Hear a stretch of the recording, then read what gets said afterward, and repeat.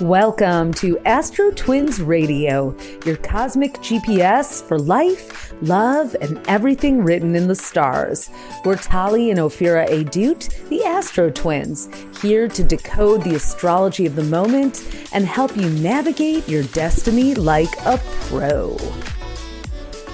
Hey everyone, it's a week of December 8th to 14th. Welcome to this episode of AstroTwins Radio. Tali here in Seattle. Ophi in New York. And yes, it is December. It's feeling, I don't know, is it feeling holiday-ish? It's just in the same way that everything feels weird this year, I guess, you know. Well, it's been a year. I mean, it's a year in review. It's been the fastest year and the longest year at the same time. It's a 9-year in numerology. 2 plus 0 plus 2 plus 5. You add up those digits and you get 9. That's how numerology works for what's called a universal year, one that we're all experiencing together the way we all experience an astrological transit. So 9 years, numerology actually goes in 10-year cycles, but it goes 1 to 9. So we are at the end of this cycle. And next year we begin again with a 1 year if you add up the digits of 2 plus 0 plus 2 plus 6. So a lot of renewal coming, a lot of active energy. But as we wind down these final few weeks, there's a lot of things that need to be wrapped up, you know? Are you wrapping up anything, Ophi? Not the Spotify wrapped moment. Yes, I guess that's what you're. It is a time warp year. Like when I think about things like Doge, it seems like it just happened, or the LA fires in a way. But if I think about Meghan Markle's TV show, it seems like it was 5 years ago. Wait, did that come out this year, not last year? Yeah, it was this year. Mm-hmm. Wow. You know, I don't know if I mentioned this or not, but when I was at Godmother's Books, when we were there in Montecito in mid-November, I did buy a jar of her raspberry jam. I still have about half of it left. It's good. It's not, like, oh my God, something that, I have to send to every family member, but whatever. It's a good jam. It's a good spread. It looked good. I liked that she showed people how to make them too. So, haven't gotten around to it. That maybe that's what's left on my 2025 list, but probably not. I don't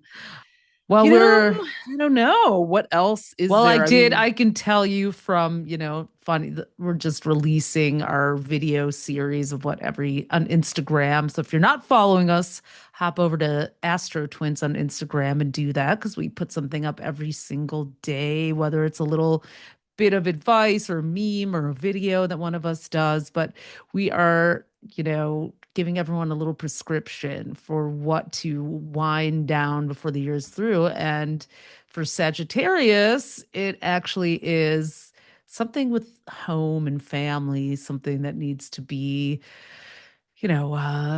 just wrapped up or taken care of, or, just so start looking there, I'm certainly doing a lot of homework with my daughters. So there's certainly that. I think she's really gotten into being a student this year, hasn't she?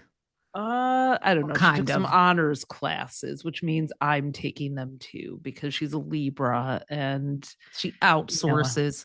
She outsources. I have to do some of that, especially the English with her. But yeah, this year, I guess the question for everyone is like, what got you through this year? What got you through all the terrible news of the world that we all had to attempt to process? And it was too traumatic for most of us to metabolize, whether you avoided it or just felt dysregulated by it. It's such a thing. It's a time for nostalgia, because this Wednesday, December 10th, we have Neptune turning direct in Pisces, which is a nostalgia sort of life review transit if ever there is. Neptune is that dreamy liminal space, and Pisces is the final sign. It is kind of really echoing the 9-year wind down. And the fact that Neptune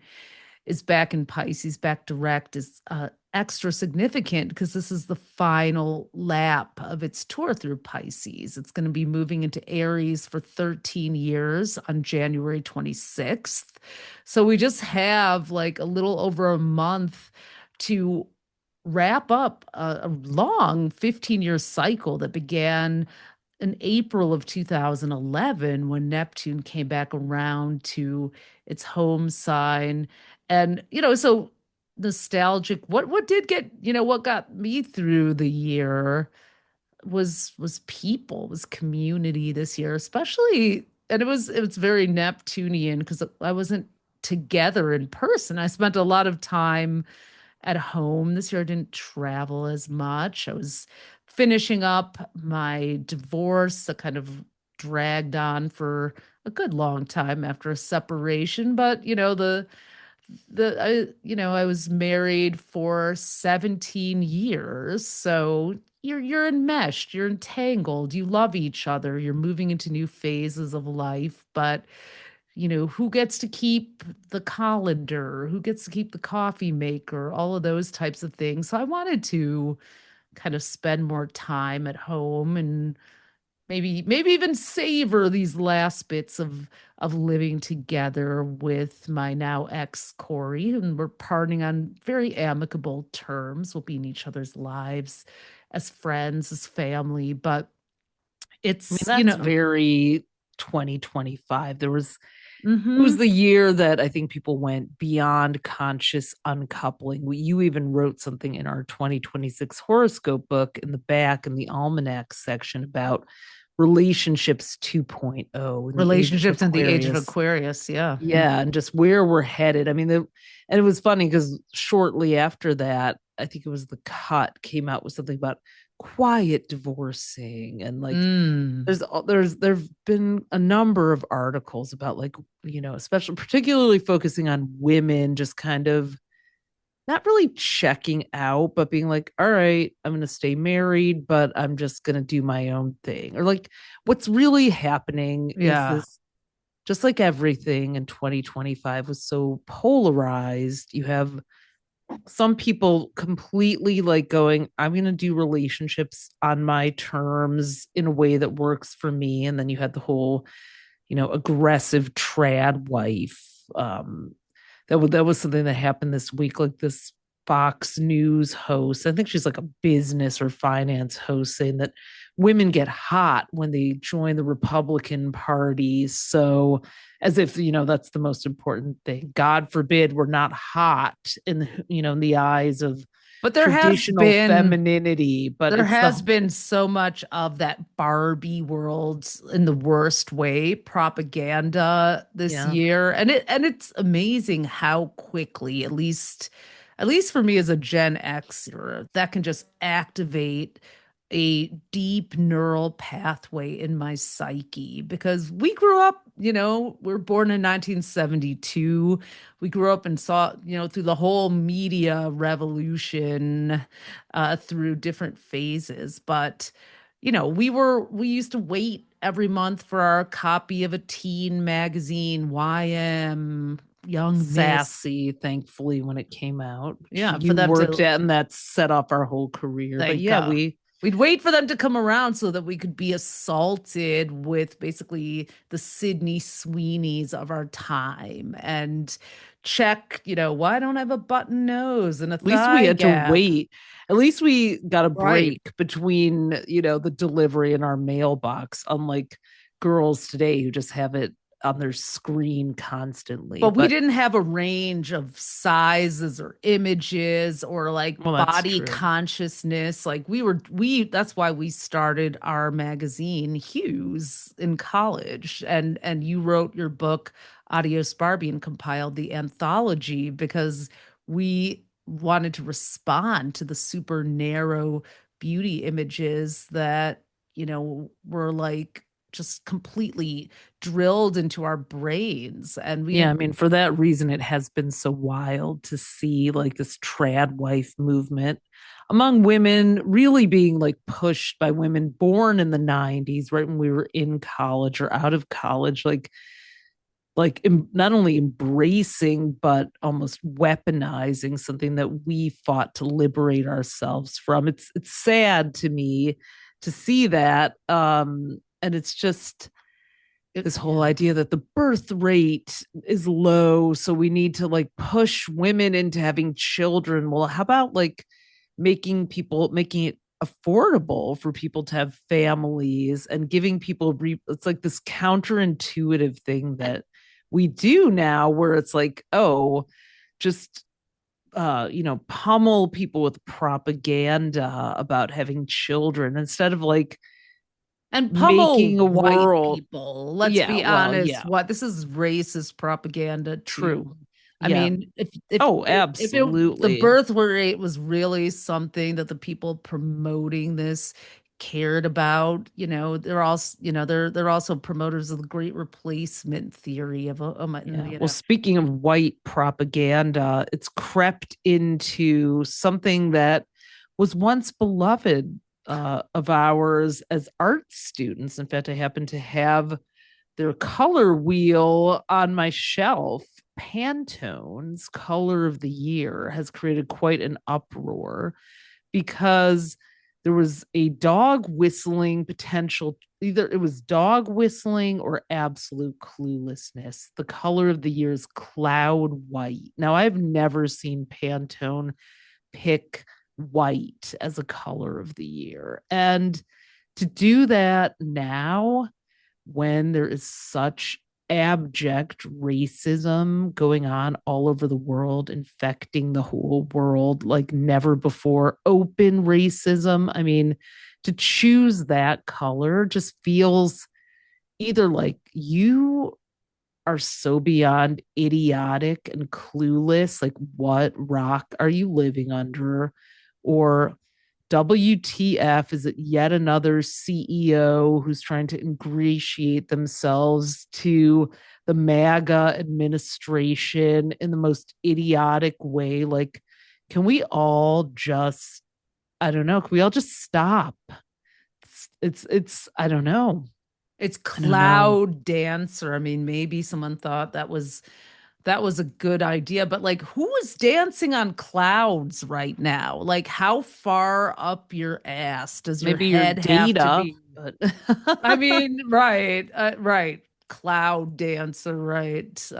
You know what? I'm going to take back what I said. I think this is the perfect actual way to end this year of fuckery because the president, Sky Kelly, who chose Cloud Dancer or was involved in that, is actually a black woman. In a year where DEI has been canceled, weaponized, like the fact that they actually sent her out there to reveal this choice on stage, oh my it God. just tracks, like I said, with the Yeah. fuckery of the year. Like, And the let's year where DEI was just, completely destroyed by sending a black woman out to announce a lily white color of the year. I mean, insult to injury, just a tragic, or somebody who ending of the literally year.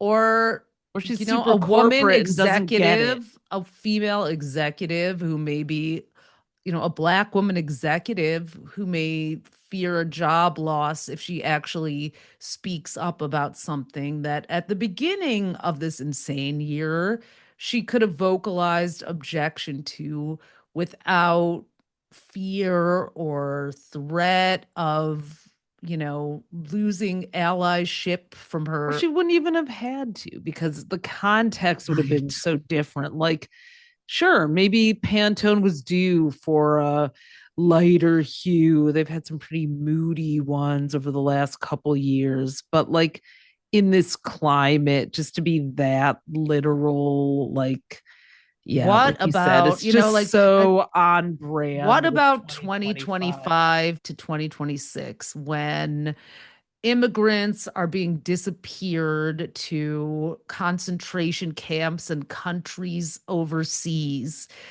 Do we need cloud dancer to be the color? What about this year where we need to wake up from a dream and a fog, not go deeper into it? So anyways, Pantone, you Essence failed.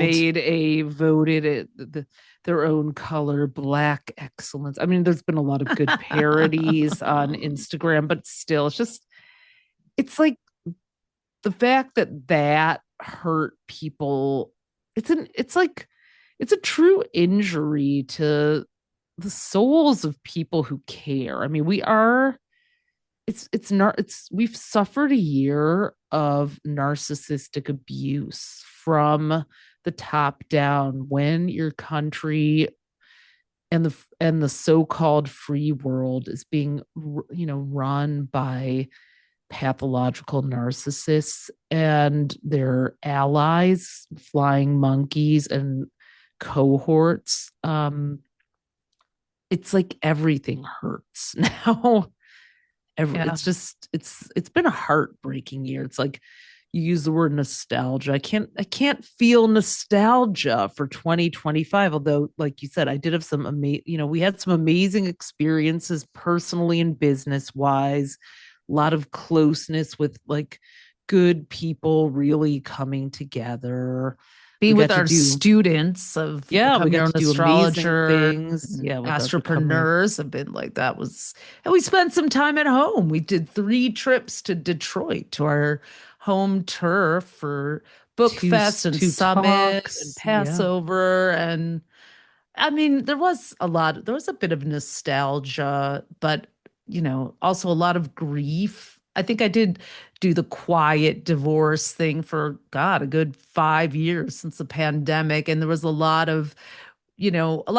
it's interesting as this trad wife flare up even intensifies, like how maybe it even jolted me out of it because it was like, I just remember, it's actually almost been one full nodal cycle. I looked at the date that I met Corey, and the nodes were in Aquarius and Leo, and they're going back there 18 years later, middle of next year. And I was like, we made it through it. We made it through a full nodal cycle. Our relationship is an Aquarius in our composite chart. He's an Aries, I'm a Sag, so we combine into an Aquarius, but it's like it was there was a lot of inner trad wife parts in terms of like family systems therapy that I had to face down. It was like I remember 18 years ago, it was like I said, "Oh, I don't care about getting married," but inside I really wanted to. I wanted to be married. I wanted to have a partner, and I'm glad I did that. I'm not saying I wouldn't again, but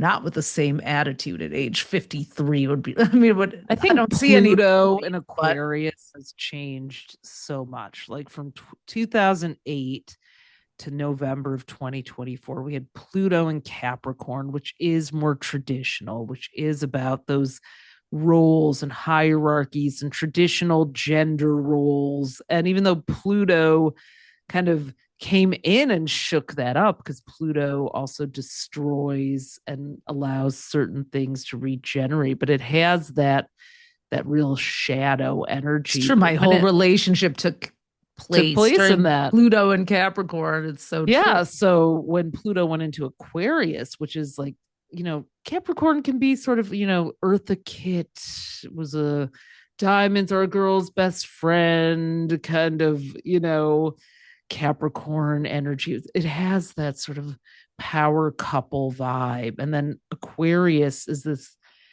Sovereign. counterculture, independent, Make your non-traditional. own rules. Yeah. Yeah, and that's what we're Well, in people keep until asking, well, are you going to move back to 2044. New York? It's like, well, if you had asked me that 10 years ago, I probably would have said yes. But in this Aquarian energy, Seattle's a great place. I feel like it's very counterculture. It's very Aquarian. It's still a city that thrives on just making its own rules. New York does too. Just to finish my thought about the whole quiet divorce, because I'm, for some reason, the Scorpio stellium in me wants to be open today instead of secretive. No, I'm I kidding. think it's our solar return charts. Like I've been like I know. watching, observing for a week. Like my reasoning for wanting to go to Seattle was because I knew there's this grand water trine going on that is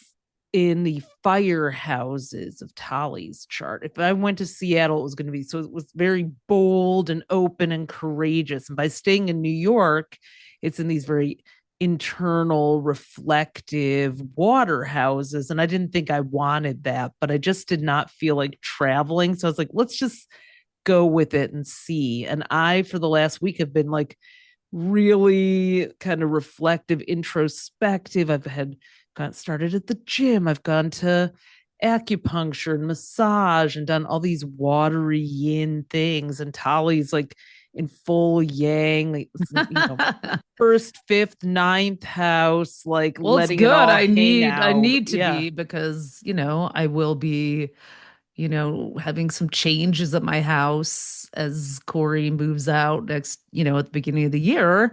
But, a lot of the things that I processed were, taking it back to what we were saying earlier, was that internal programming around, a lot of shame. Oh my God, you failed, or don't age. I heard the term gray divorce and it always pissed me off. Ugh, And I had, God, you go know, away. yeah, but I was just like, oh, I'm such a cliche. I have a gray divorce. But it's like, you know what? Who cares? I'm living my life It's for a cloud me. white divorce, bitches.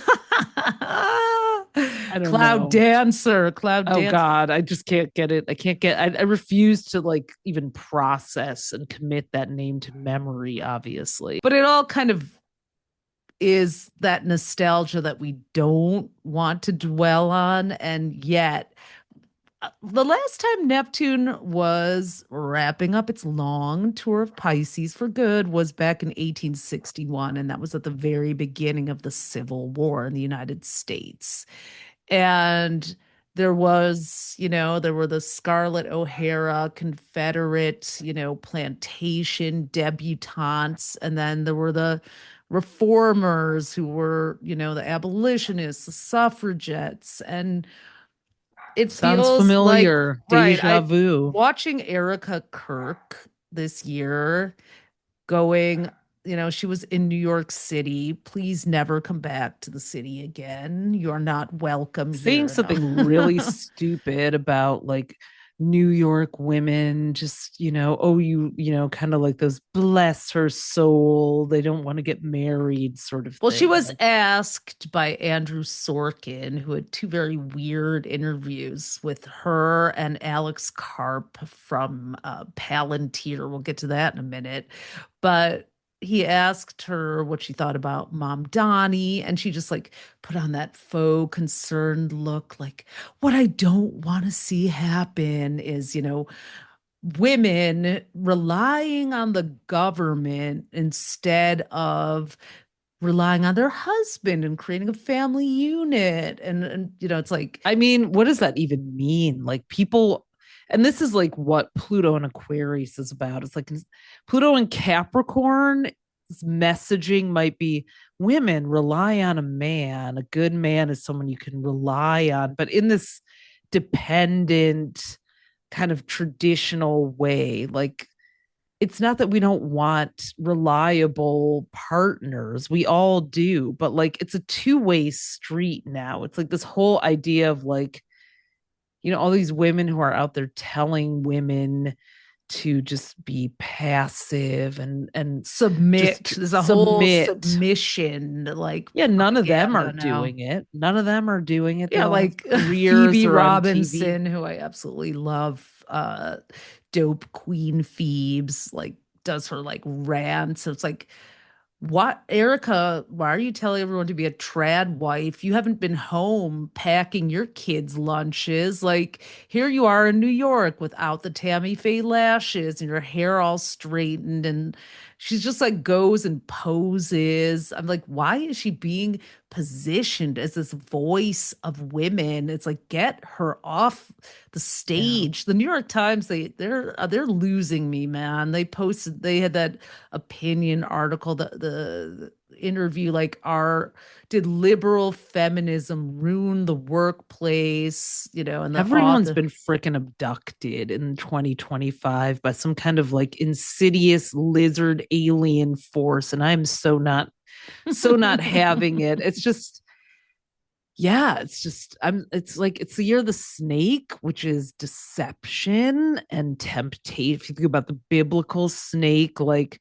the temptation of wisdom versus staying in the garden of the familiar. And you can't use the red pill metaphor anymore because of the manosphere stealing that, and all the red pillar guys who have not taken any red pills. And I think they'd be better off taking blue pills, if you know what I mean, because I think they all need one.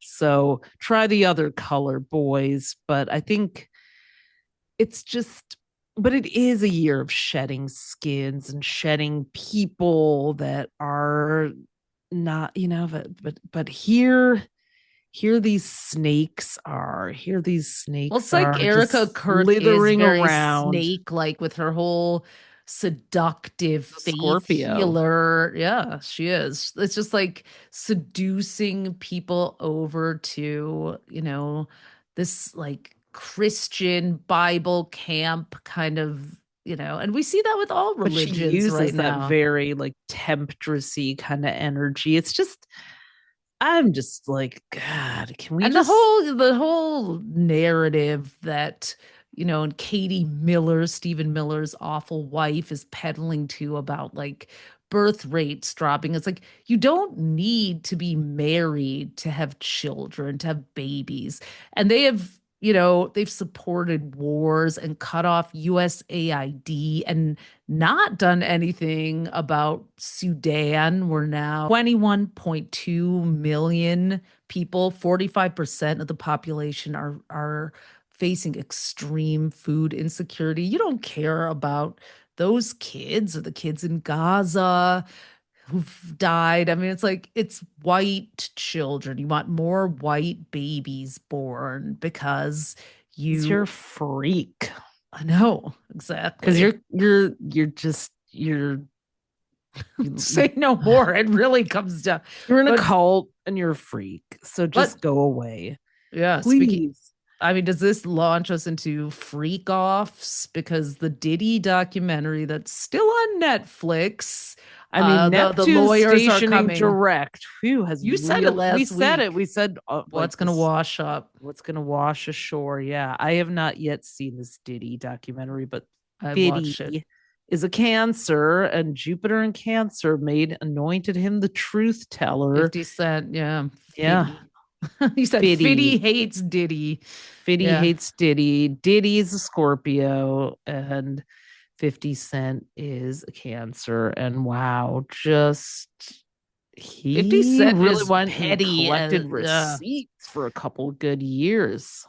He once bought out the front four rows, like 200 seats at Ja Rule's concert, just to, mess with Ja Rule after his whole, fire festival. But yeah, well, I was digging into it a little bit. I think 50 Cent, you know, um, just saw how Diddy was. I mean, if this documentary, I mean, all the people who were in the documentary were people who had worked for him, produced for him, been close to him, and just, he didn't pay them. He lied to them. He got all this work out of them. I mean, that's he essayed them.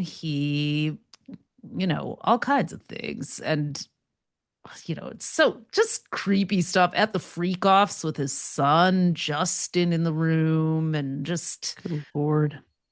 yeah, he was just, it's horrifying, and it's like it was hard to The Year of the watch. Snake brought some bad people out, really bad, just or expose. You know, I've been maybe the reading a thing to book be. about that called Traumatic Cognitive Dissonance. Just like, this is the year, as I've said before, that I'm trying to learn about what's really happening psychologically in this country because these things have become epidemics. And I think as we move toward 2027, this new 400-year human design cycle that I've talked about, we're going to need a different understanding and framework. And this book really talks about disordered personalities and someone like Diddy who does not have remorse. And the kind of it's this the psychiatrist who wrote the book even says like going no contact, which we talked about last week, doesn't even necessarily work. But this is like when someone really love bombs you and creates a trauma bond and then kind of gets you where they want you and then abuses you. Like that is the pattern and the archetype that we've watched. We watched that with Donald Trump. He charms and love bombs people. We saw it with Bill Maher when it's like these people become like giggling, blushing schoolgirls when he flatters them. And then they make asses of themselves in public, kissing the ring. And then when he's done with them, he discards them. And this is a pattern that people are experiencing more and more in their personal lives with authority figures, with public representatives in our government. And I think it's the end.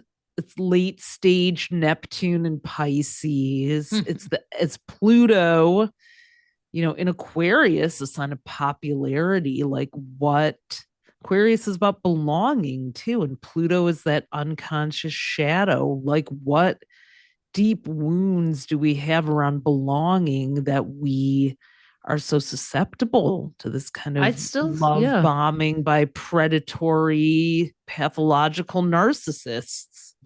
I mean, exactly what I was saying earlier on, those YM magazines that arrived and what's happening now with this Tammy Faye. I don't know. Sorry to Tammy Faye, because Tammy Faye was problematic in her own ways, but she was also a queer ally and many things that Erica We're talking Kirk about Tammy never Faye be. Baker, Tammy who Faye, was married to Jim Baker, now that was the leader of, what was it called, TBN or something? It was a 700 Club, I think, big right? evangelical Christian broadcasting network, and they would go in, one of the first mega churches and get televised donations, and she had these gigantic mascara raccoon eyelashes, and we used to like watch I know. Remember, we found it just flipping through the 5 cable-free channels we had. Name of all that is holy or unholy is this? Yeah, we didn't know anything about that. As Jews don't catch the Holy Spirit. We just tell ourselves that oil keeps a lamp on for 8 days, but that was some interesting television in the late 70s that we caught, or the early 80s. I mean, all this sort of free association we're doing is very much like Neptune going out of retrograde in Pisces. So Neptune rules Pisces. Flooded with downloads. Yeah, and it's leaving for good for over 150 years at the end of January, on January 26th. So we have this, now that it's turning direct on December 10th in Pisces, against the backdrop of a quarter moon, which is about balance, in Virgo, the opposite sign of Pisces. So this week we have, and then Mercury is going into Sagittarius till New Year's Day. Yeah, which is the who's going to speak up? That's what I was thinking. Who is going back into Sag? It was in Sag already, and then it turned retrograde in Sag, and then went back into Scorpio again on November 18th. So it's returning for a second trip through Sagittarius, and that's a lot of mutable sign energy. Pisces, Virgo, Gemini, and Sag are the mutable signs. and we don't have anything in I Gemini. heard that a group of 8 Democrats are trying to get an investigation into Elon Musk for election tampering. I'm just kind of like, Oh what are gosh. we going to? Is Marjorie Taylor Greene? She's like unplugged lately. Like, Mhm. and some names on the Epstein files are coming out. The Black Book, of course, shocker, Bubba, Bill Clinton was all over it. But I mean, if that's what we're trying to protect, stop protecting the, yeah, I mean, Neptune actually rules jails and hospitals and places that you can't escape from, as well as escapism, addiction. So yeah, I mean, and what retreats. So it's got like it's like healing, retreats, spirituality, and then also, you know, lock those motherfuckers up, really? yeah. Yeah. Oh, drugs and addiction. I mean, let's talk about that Palantir, Alex Karp, who was tweaking on stage when he was being interviewed by Andrew Sorkin of the New York Times. Just like could not sit still, could not stay in his seat. It's like, I mean, either that or he had like serious gas or something. I don't know what was going on. People have just really become unhinged like never before this year. So, I mean, well, if you want to know what to look forward to, good news. Our 2026 horoscope book is printed, shipping, it's on sale. We have so many copies flying out into the world, especially since our big Black Friday gifting sale. And while the very best prices went away, we still have some amazing deals on our bundles and books. And if you do want to get them, if you're in the US, and we have 3 of the planners, the single zodiac sign planners for $99. We do have that still. And those are cherished favorite gifts. People who get them say they leave them on their nightstands or take them with them themselves all year, everywhere. Like it truly is a guide for the entire year for you. So it And if kept you a want to lot of get it, people on course. Yeah, you can get it if you want to get it for the holidays. order by Order. December 15th. Yep, And you can go to December 15th is our very last astrostyle.com day. slash holiday. We also have the big book. I have it sitting right next to me. I'll hold it up if you're watching us on YouTube. This is the big book that actually has all 12 signs. And I love that we have these tabs so you can find the sign. It has all 12 months of hot spots. It doesn't have the calendar, the individual sign ones that Ophi's talking about, with the 3 for 99, though does have calendar pages that you can write on But and everyone still gets our bonuses too. So you're going to get the ability to download all the hotspot dates, the new moons, full moons, retrogrades, etc., into your iCal or Google Cal with a touch of a button. It'll populate the whole year with all those dates and alerts for you, and a ticket to our 2026 Planet by the Planets annual masterclass. That's on January 11th, 111. It'll be recorded. So that's something we do every year. People love that. And yeah, so definitely get your books and see what's ahead, because we are moving into the year of the unbridled spirit. It's a 1 year, it's new beginnings, fire horse. fire horse. It's very, I've already started giving little presentations to different groups about it, and the energy is really going from this kind of like freeze fawn, deer in the headlights, cloud dancer, kind of frozen energy to, forward, let's go, charging ahead. June Jordan's quote, "We are the ones we have been waiting for," really sums up what I think 2026 is about. No more passively waiting for a leader to show up. The leaders, amazing ones, are showing up, and so many of the ones that we have suck too. I mean, But we have great ones are Saturn and showing Neptune up. in Aries, 0 degrees, meeting up there first time in over 2,000 years. Can't even find the last time that happened. And they are at the Aries point, the start of the zodiac. So that is like a reset and a call. And then Aquarius, North Node, halfway through the year on July 26th for 20 months.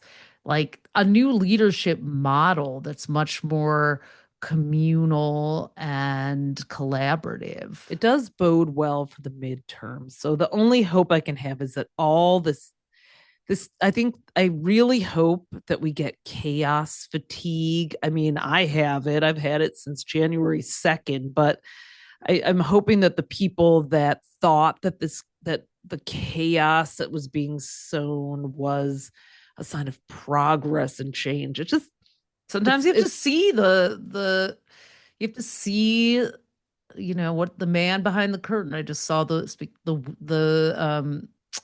Wicked. I Wicked just saw too. Wicked part 2. So, the wizard, quote unquote, I thought it was so cool how they just like told the story in this way of like, oh, like it's like the grown-up version of Santa Claus versus the child's version of Santa Claus. It was just I loved mean, it. I don't know if people like the first one better, but I, as a diehard Wizard of Oz fan for years, because that's all we had to watch in the 70s too.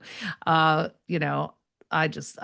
think I like the second one better. I really, yeah, the music in the first one obviously better. Like I couldn't even tell you what a song from Wicked 2 was. Like there wasn't a single memorable one in my opinion. That's others may disagree, but again, I'm not a Broadway theater person like big time, but but get dragged for saying I that. know I'm but going to get whatever. dragged for that, but I honestly wasn't like, oh, I love this song versus how I like really did love the music of Wicked. So, I mean, maybe if I watch it again, I'll hear something, I but mean, it was the social I was into the plot. commentary was so timely, and I know it was filmed before. That it's kind of like, so it's like this couldn't be more in alignment with what's happening now. We won't give too much away in case you want to go see it. I didn't get to see it in 3D. A friend of mine did and said it was amazing. I might go back and I might go back and see it watch it in in 3D 3D. because I mean it Yeah, just that starts sounds at cool. 9:30 p.m. I'm like, grandma ain't staying up for that, but Yeah. Well, so, it's a very mutable kind of week with the Virgo quarter moon and Mercury going into Sag. It's the last week of Mars in Sagittarius. Mars is our drive, and it's in Sag, which is international. I mean, there's been a lot of Mars is also fighting and war and Pete aggression, and there's Hegseth been a blowing lot of up that the, horrifying, just murdering straight up people in Venezuela. murderous killings of the fishermen and the boats, and just the racist attacks from Trump and just ICE on the Somali population of It's Minneapolis and terrible. Terrible. Minnesota has been, as it's, I don't, yeah. It's unspeakable. And, these are going to be people who like, some of the Nazi SS soldiers. Well, I was just following orders, or I was just, no, you're not. And no I one mean, I'm even some proud of. Jews actually voted for Hitler. I was reading about that. And now you have there's a good number of You mean in Jews who are supporting Trump. 2024 or the Right, 1940s? right, exactly. Yeah, Right, I mean, right. it's, yeah, you can see. I'm giving a live demonstration of Mars in Sagittarius today, clearly, Just like as a not Sag. holding I'm just back. not holding back, no, Nor should you. but Mars will be in Capricorn on the 15th, which is where it's exalted. It's its favorite, most comfortable place to be. So I don't know if that will help or it'll just like make people even more emboldened. But for this week, speak your truth with Mercury and Mars and Sag closing out the week. It's better to clear the air probably before the holidays. I mean, Sag is not tactful, so I'd wait pack till your next tact. week, maybe, I'd wait Yeah, till like be next careful. It week. depends on the kind of conversation. But if you have two willing parties who are open to being honest and really hearing each other out, it could be a really good week for that, especially at the Virgo. Like if it's in the name of you know, Thursday, you're saying. something Mhm. bigger, shared goal of understanding, and you both have the capacity for it. It's a good week for that kind of thing. But if not, But Mars squaring Neptune on Sunday is like kind of the trickiest point of the week yeah, because Mars is the accelerator, it's aggressive, and Neptune is passive. And a square happens when planets form a 90-degree angle in the sky.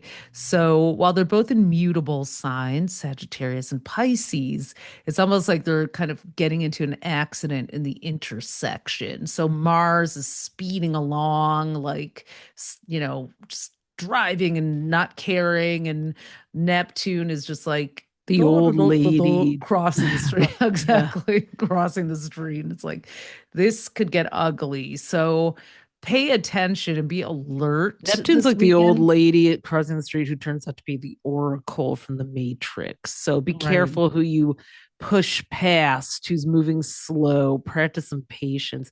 We also have Mercury and Uranus opposing each other early in the week before Mercury leaves Scorpio, which is another kind of hot-headed, volatile thing. So I might rescind my or put a little more of a guardrail around my advice of clear in the air, only with people that you can really be honest with. Yeah, if you have a history of like really resolving things through crackling hot debates, then okay. But if you or know, honesty and yeah. I mean, Mercury and Scorpio, I think it's better to just kind of observe and maybe gather some evidence that you might need to present. Could be that. Could be that. But we're just it's At least you'll fiery know still what you this want to week. say next week. So for sure, get even I if you want don't say it, get clear on what's really on your mind. One of the things that on the Pantone double tap on that a little bit again is one of the ways that we get to use our art school degrees is when we're putting together our books and coming up with the creative concepts for it. And every year we really zone into the color palette that we want to use. And 2025 felt a bit muddier, a little bit grayed out, just sort of, the colors, not the ones I typically gravitate to at all. Yeah, you did pick They're colors very, of the year, and they were very sort of like, yeah, they were like yeah. putty mixes, right? I mean, I think you had like sage green and like a mushroomy color, right? Yeah, yeah, We didn't use them on our plum, book cover, but a rose, a dusty rose. Yeah, I mean, we did a green, sort of, it was a wood year, but next year's color, I mean, but that fit the vibe. It was sort of this sort of hazy internal, dusty, like foggy energy, a cloudy energy. And the colors for 2026 are like bright. They are, the you know, fire, I mean, in feng shui and in, the lunar new year, the Chinese zodiac, the years that end in 0 and 1 are metal. That's when cloud white would have been good for 2020 or 2021 when we needed, you know, the color of a sterile bandage or whatever. So a well, mask, well, I but think just the fire energy, years, yeah, the 6 and 7 years are hot pinks and orange and red, and that's what color we made the book cover. yeah, and all the individual books, I just got my They're collection of all bright. 12 are like candy colored and bright. And I think if that's the energy of next year, it's just like, let's go. I just think there will be things that we will feel that we can celebrate, that there will be victories coming, and there will be this like there will actually be a sense of renewal where we do the opposite of the cloud dance, where we come down from the clouds and we're like, ooh, we are sliding down a Vibrance. freaking rainbow to a different kind of pot of gold here because this old way of, we're going to Oz, this old, Yeah. maybe there's We a don't need different way. jewel tones. Thanks. We're good. Yeah, just give us some Easter egg rainbow brights. Yeah. So, anyways, if that, I mean, it's Saturated. sort of a psychic energy that comes in when we feel in. So, when I was looking at all the colors together, I was like, okay, this gives me some. We've been, the colors we've chosen over the last few years have been very much in alignment with the energy of the year. So, I'm just looking forward to this palette, this Yeah. bright palette playing out, and what it's going to ignite for people. I love to be around those colors. It just they're stimulating, they're mood lifting, they're creative and bright. So yeah, my Pantone colors of the year are very far from that chip on the wheel. So we're yeah, I think so this week is about balance. This week is about clarification of your thoughts. This week is about, Waking I up think, from the fog. yeah, busting out of the fog and really sharpening your points, I your think it's mind.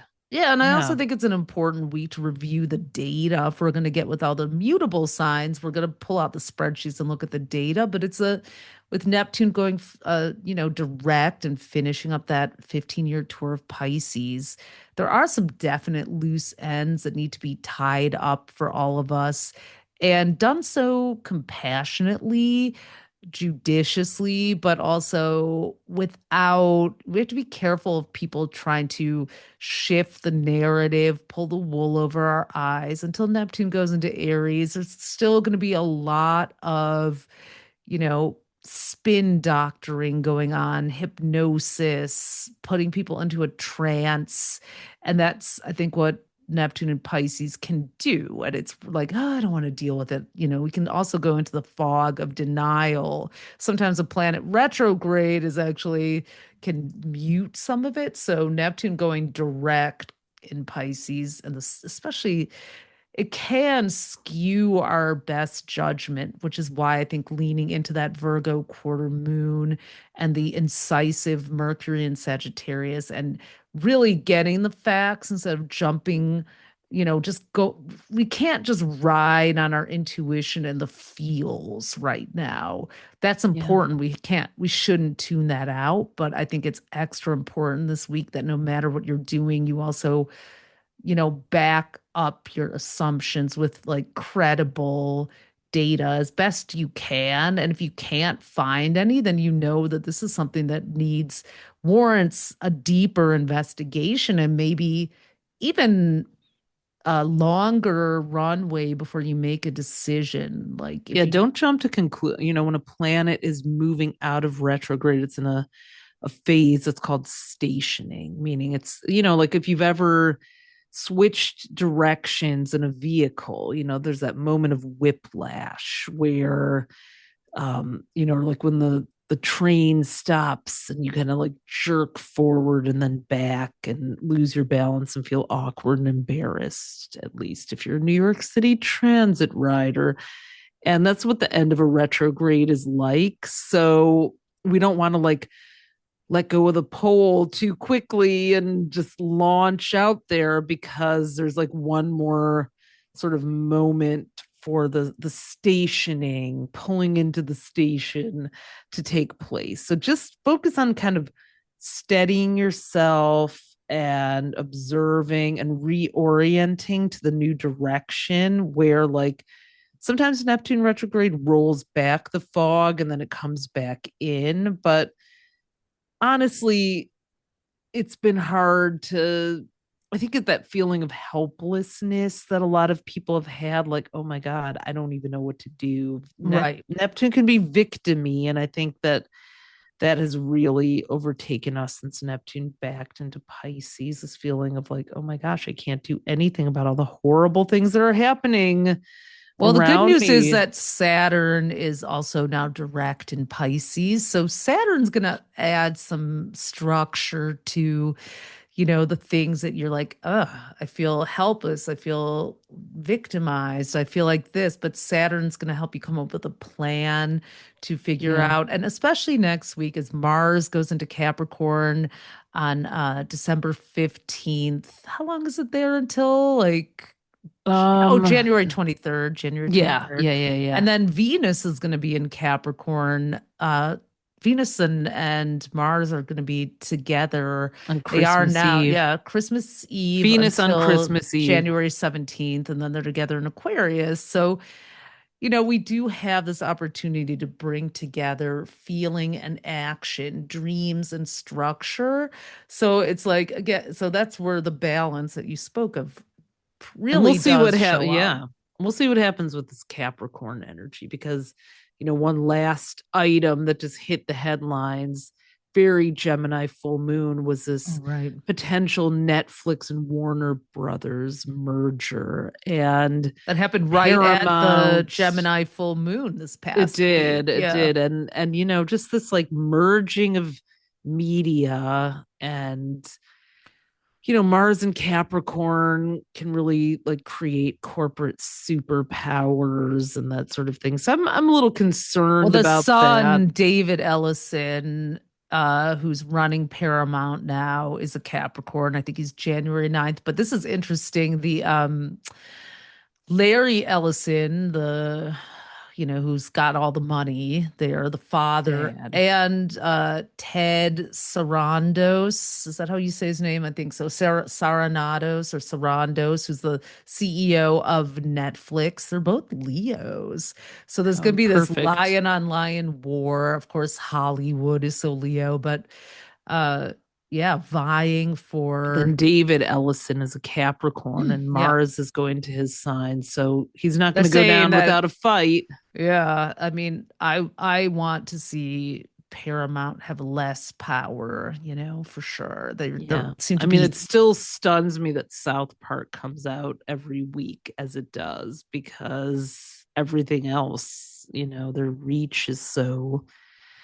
Oh God. I mean, Media, I never thought I'd live through Uranus and times. Gemini next year. It's like we got this last bit of Uranus and Taurus pushing the damn trad wife buttons for all of us. But when it goes into Gemini, which rules media, I think we're going to see a lot more independent media and just which we did this summer. Substack is flow, but I still think there's going to be a new. Yeah, Substack is not going to be enough. It's going to be like the MySpace of it all, I feel like. And no shade to Substack because a lot of people have Substacks and I'm happy for them, but I cannot stand the user experience of Substack. Like trying to just have to log on in. to every damn blog. So freaking annoying. Have a single sign on.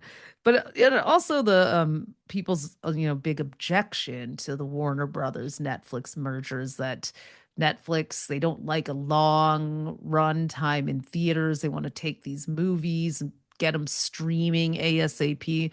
When I saw Wicked 2 this weekend, I was kind of like, is the movie theater real? Like, it wasn't even full, but I know it is some days. But I'm just like, it was like we had reclining seats. It was awesome. But I'm like, the movie theater is I don't know. Ever since my daughter those goes a lot shootings with and her friends, though. Like teens are going to the movies, but certainly it's one of those like slightly fossilizing. that's cool. Yeah, she does, and it was Phil, but I also have that feeling of like there's a layer of fossilizing happening over it. Every time I was I hanging love out with going to the movies, but I always forget to go to the movies. Yeah. it's one of it's like we grew up. It's like I was hanging out with someone born in the 80s and someone born in the 90s, and we were listening to music, like surfing around on the TV and I don't know, somehow like Snoop and Dre came up and they didn't know any Tribe Called Quest songs. We're talking late 80s, like 89. They didn't know really any Snoop and Dre except for like Ain't Nothing But a G thing. And I was like, oh my God. I was like, how am I born in the 1970s and I'm the coolest person in this room? They're like, yeah, we know you are. But I was like, I guess that Gen is, Xers it's are not cool. cool to be cool anymore when you're a Gen Xer in your 50s. But I was like, oh, and that's kind of how I feel about the movie theater. Like, thank God for for Stranger Things coming back out, or else we would, Well, I'm in some ways like that's I'll make that prediction for next year that 90s, political hip hop and even non-political hip hop, because I wouldn't call Snoop and Dre that, but 90s they hip were more on the hop is later end, but yeah, maybe like going Public to Enemy and make another Boogie Down Productions. Yeah. needs another. I mean, I'm like, who doesn't know 90s hip hop? But maybe, there'll probably be another wave of it maybe in the So many coming people years. don't know it. I was like, oh, well, this is an opportunity for this catalog to be unearthed again. I was just like, I was There's both so much good shocked and music. like, oh, okay, well, I'll be sending you a playlist. I mean, I Like, remember being, decolonize your mind, I remember millennials. discovering more like, all the music that got sampled, Donny Hathaway and all, when we first Right. We're like, ooh, what started is listening this to hip hop, it 70s was like, music? yeah, it was like, what's that? Oh, Barry White. And not that we Well, I was hadn't heard it, but explaining to them, it's really interesting because they were like, they're by the time they were old enough to listen to it, like it was so commercialized. And so it was like Diddy, like full circle back to that. Like, right. like Diddy's Every Breath You Take, exploitation of Biggie's death, cliffhanger that By the I've way, already heard about. we found out from the documentary that he actually made Biggie pay from his, account at Bad Boy, paid for Biggie's funeral.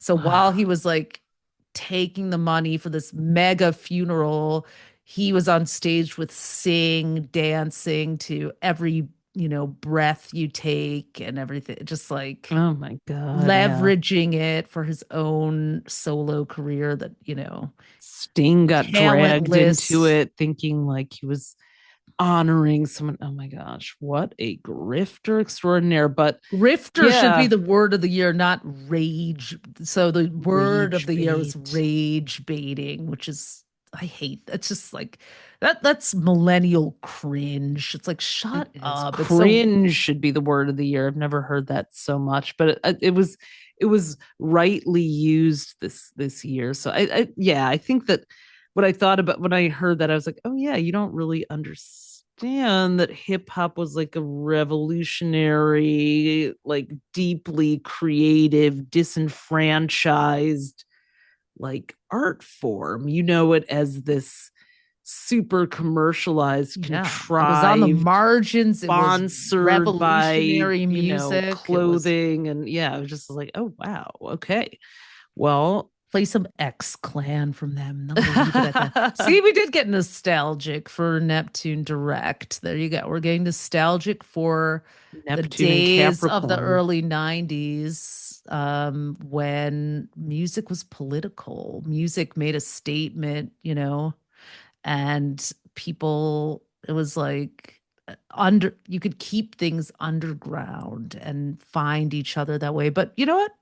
There is no underground There anymore. is, but Maybe there is. I maybe don't there will know. be in the fate. Man, There is. It's called Reddit and the AI4chan. the rebellion and the backlash to AI. Like I keep saying, like people think we're stupid. Like the AI technocrats think people are idiots. We're not. We don't want your fake Tilly Norwood pseudo actress. We don't want these like Nano beautiful banana. bots that look like, just give us humanity, give us curves, give us, wabi sabi. We don't want this like, chat GPT predictable sentence structure. Like it's a great tool, but it's not a great replacement. So I'll drop the No. mic with that, the great replacement theory.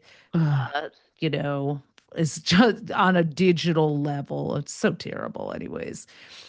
I'm And this is what the grand water trine is. This is what Mercury going into Sagittarius. This is and the last week of Mercury stationing direct. Mercury's shadow phase ends December 16th. So the backdraft, the stationing that we talked about with Neptune is happening with Mercury, the planet of communication, this week too. So all these thoughts that have been sort of bottled up and backlogged are downloading again. That, I guess, that is a bit of nostalgia. I'm not nostalgic for 2025, but I am nostalgic for eras when this was not the norm. Like, I never thought I would live through people actively signing up and enlisting and fighting to kill their own democracy and freedom, and to hurt each other.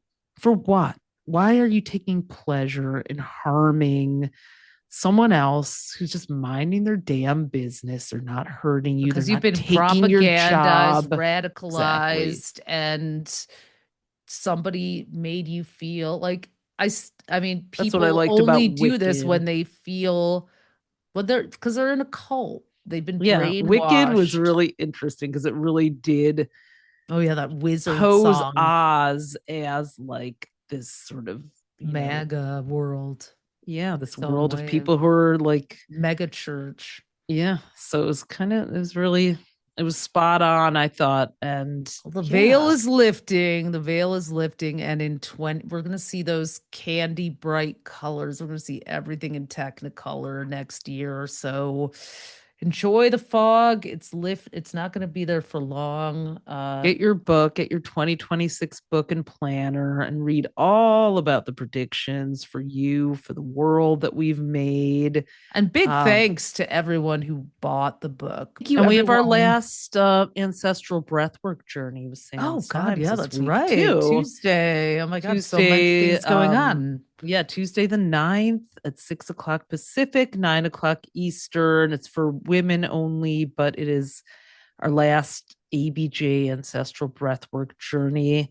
Meet your ancestors, cut some cords before the holidays. What a great way to it's our last one of the year and the last one we're going to be doing for a while. We did them every month for the last couple of years, but next year, we're only going to be doing them here and there on a special occasion as things are evolving everywhere. It's been an amazing collaboration. So if you want to clear out some cords and get this energy moving and do a little clean sweep, come and this is women only, but sign up.